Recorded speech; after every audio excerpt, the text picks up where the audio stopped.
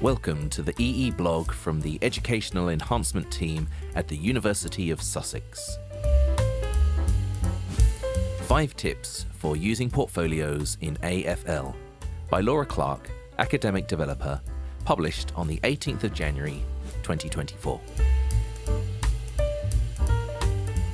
When I taught in my previous institution, we used portfolios as a summative assessment for students as well as a means to evaluate instruction. We scored the portfolios based on a rubric, and quantitative data was collected for various stakeholders.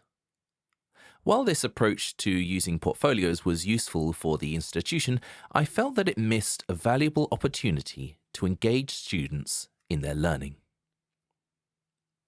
Portfolios can serve a dual purpose, catering to both assessment of learning, a conclusive assessment focused on summarizing and evaluating overall student performance, and assessment for learning, an interactive and formative student-centered approach that prioritizes ongoing assessment.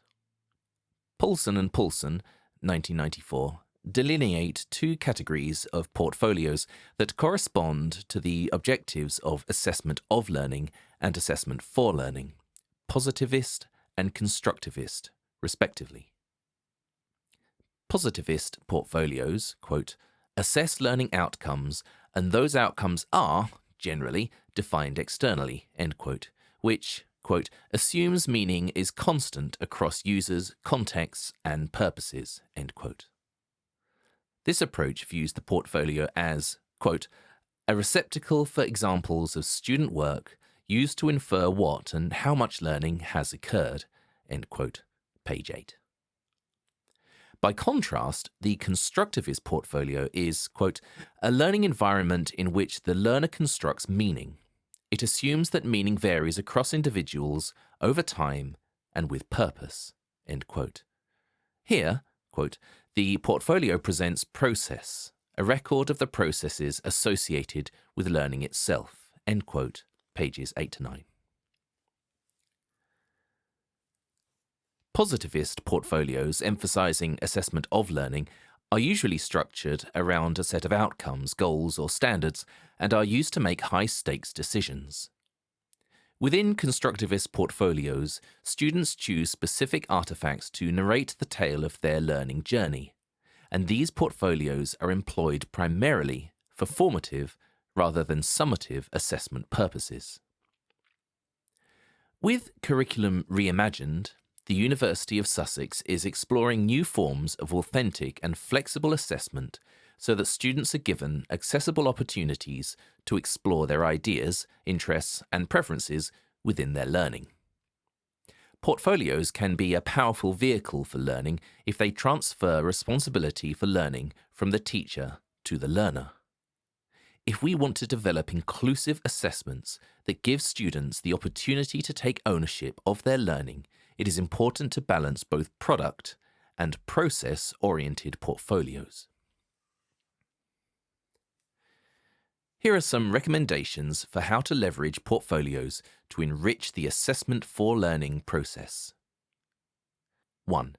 Give learners the opportunity to choose between assessment modes and to decide which artifacts best serve as evidence of their learning and development.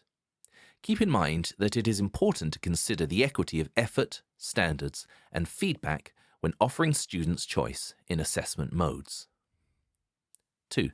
Include a reflective component that encourages students to reflect on how the evidence they have selected demonstrates an evolution in learning. As reflection poses a new and challenging skill for many students, it is advisable to provide them with sample frameworks for reflective writing well in advance. 3. Encourage students to incorporate proof of their ongoing learning process. This may involve submitting earlier drafts of finished assignments, engaging in a thoughtful review and reflection on feedback received for these drafts, and providing an explanation of the steps taken to incorporate feedback and enhance their knowledge and comprehension. 4. Motivate students to repurpose the content of their portfolio for integration into a different kind of portfolio, like one designed to bolster a job application. Discuss with them the unique purposes such a portfolio would serve in the context of employment. 5. To ensure that students recognise the value of creating a portfolio, it should be easily adaptable. Ideally, the portfolio should remain accessible to learners even after they've completed their time at an academic institution. Educational Enhancement's academic developers are developing resources to help instructors implement portfolios in their courses and modules. Please contact your school's academic developer for support in developing and implementing portfolios that balance the goals of assessment of learning and assessment for learning.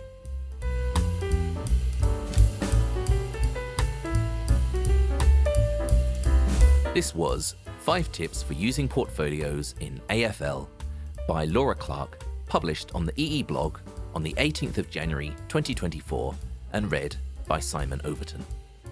Please visit blogs.sussex.ac.uk/TEL.